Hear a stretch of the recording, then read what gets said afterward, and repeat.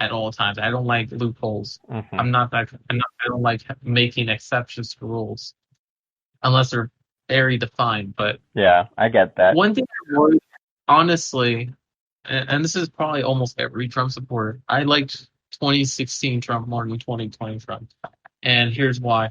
I feel that I think one of the main problems is I feel that he's now in an echo chamber where everyone is a little circle jerk, and everyone is just reinforcing absolutely everything he does instead of getting feedback and hearing from people who actually have criticisms, like legitimate constructive criticisms of him and certain things he should adapt, improve, and I feel that he is in a bit of an echo chamber, and it's kind of disappointing.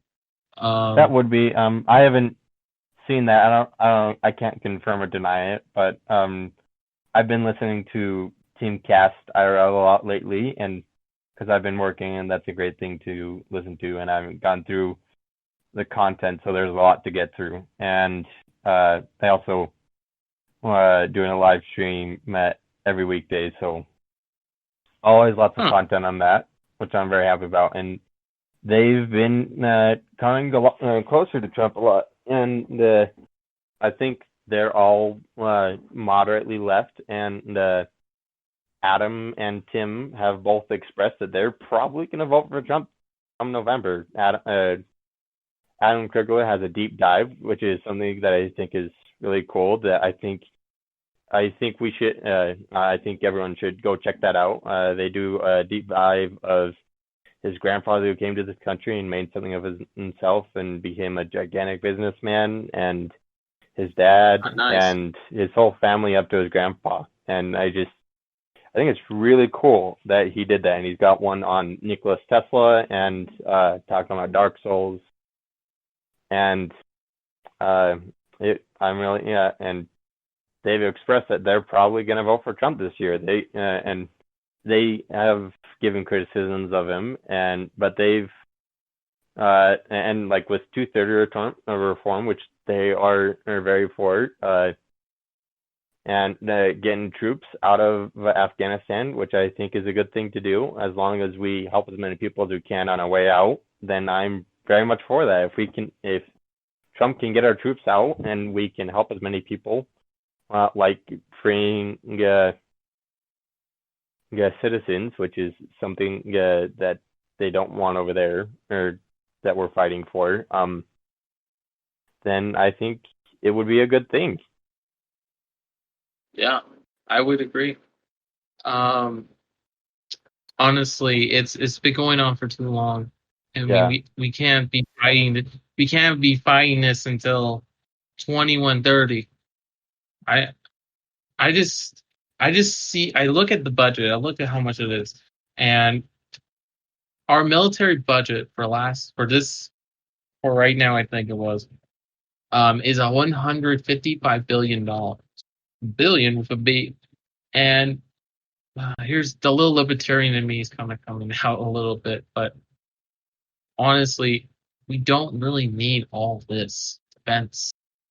I think one of the things about that though is that if we did things right and we pulled troops out of places, we would save a lot of money and they'd be able to spend those tax dollars elsewhere. And I'm not for defunding military and putting that into healthcare. I think that's a very stupid idea. Because if we weren't a big military, then a lot of the places wouldn't be able to do things. And I think one major reason why a lot of the health healthcare is able to be paid for in European countries is because they're very small populations and they have major exports of things. They sell a lot of oil and they don't have to worry about government because that's our job. And I Yeah, think that they should become more independent and put more funding into military. yeah, I would agree. I do want to see the day where we end these conflicts because it's just. But back to alluding to your point, it'd be nice if we can have them fight on their own, It but it has to be. would. We can't be the police of the world. We We can't. can't. We can't keep doing it. It hasn't been successful. It's been It hasn't. mostly a failure. Like, look how our went. What an absolute nightmare. Oh, my battery on my phone, on my computer? Oh, no, dude. It scared me to death. Oh, no. Yeah, the screen just turned off, and it took a little longer than usual for the screen to come back on. Because this monitor, I guess. I don't know. But, we can't eliminate the military. We can't just make the military budget zero. That's not going to work. No. For a number of reasons. Well, one, it's not practical. You can't just do it. We have a lot of obligations that we have to pay the service members, as you were mentioning, and for service. But the bigger issue here is we have to have a military in case China decides, like, okay, let's screw it. Let's blow up the United States, even though that's unlikely. Is having it's like having a camera, like in a building. The camera is more useful being physically there than actually working, because it gives a person, particularly an ill-minded person who wants to, say, like, steal, I don't know, tools, or wants to steal stuff from that building. It gives them, hopefully, the intention is for them to reconsider, because there's a camera there that can see what he or she is doing. I get what more you're saying. so than the camera actually working. Yeah, and that's why there's a lot of cameras out there that don't work. It's just it's them physically being there, and that's what the military is. But I think we're overspending, and I think we could cut it almost in half. If we could cut it in half if we just stopped having wars over and over again. But well, there's a bit of psychology to that, and it's like I used to slap my friends a lot in high school, playfully, or middle school, as a joke, and at a certain point, not slapping them, but like getting close, was funnier than slapping them, because it would scare them just as much, but you didn't have to actually hurt them. So like they associate and with getting slapped, and they fear it. And so if you just pretend to slap them, then they still think it's going to happen. And I think that there's actually something about that too on the other side, because what do you think happened with the Cold War? We almost got slapped and we didn't, but the effect still happened. They still got what they wanted. There's socialism. There's people wanting socialism running rampant around the country, and enacting chazes. It's very lightly put upon when talking about communism and socialism. I mean, not all of socialism is bad. It's just when you have once you start, like if it's a mixed economy, then it's good.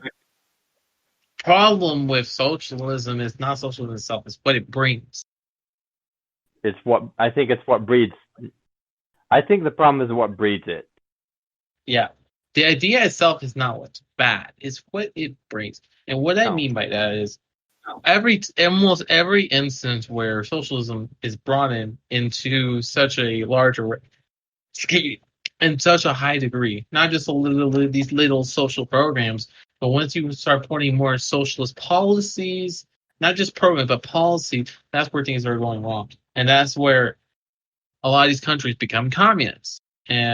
And that's what the USSR did back in the Cold War, was just to plant these ideas. And that's what happened to China, and that's why China's a problem. Well, they have a lot of money. They own a lot of our debts. That's a whole separate issue in itself, about the stupid debt we owe to everyone. So ridiculous. Even though we're supposed to be the most prosperous and most rich nation in the world, we're the most broke, because we owe everyone everything. So horrible. But anyway, going down a rant. We do have a big debt, but President Trump has kind of plateaued that, or at least he did before coronavirus. And like he slowed that down. It went downhill. Yeah. And I think that's an impressive thing, because, well, with Obama, it shot up. Big surprise there, China and stuff. It went like, I believe it was at the end of Bush's presidency, it was like $8 trillion, and by the end of Obama's, it was like 400 trillion, no, 4 billion, then 400 billion. So, and we still owe that money. We're paying it since the creation of the United States. We've never defaulted on the loan, on any of our loans. But still, why? Why do we just what? And this is a lot of the issues we have with government in general for the last, I don't know, 40 years since FDR, FDR. See what I did there? Oh, Yeah. yeah. F the country with all these social programs. Not all of them were bad. No. Most of them were. So, Actually, fun fact, this is a fact that most people kind of forgot in history. There was a lot more social programs FDR brought into the United States, and a number of them were actually abolished. I can't think of the examples right now, and I don't have it prepped. So, but there were more social programs, but some of them were eliminated and reduced. But I don't know. Where do I want to go with this? I'm drink water. My water will tell me. I would love for the United States to get out of all this debt. I mean, it's a stranglehold. It doesn't really hurt us necessarily because unless something catastrophic happens, then we'll be screwed. Yeah. So that's why nothing's, even though it's probably in the trillions at this point. Oh, it's debt. The debt's definitely in the trillions right now. That's something that's U.S. debt. That's something that's going to take a while to get out of. More than one presidency, for sure. Oh, mamma mia! So that's thousands, millions, billions. We're in $26 trillion. A lot of money. Yeah, it is. We shouldn't have. We should really get rid of this debt. Yeah, we need to work on that. Oh, I remember where I was going. I remember where I was going with this. I mean, here's something I learned. Something nice. Some good little factoid about Margaret Thatcher. And Margaret Thatcher was pretty hesitant to be lavish with her living at number 10 on 10 Downing Street in London.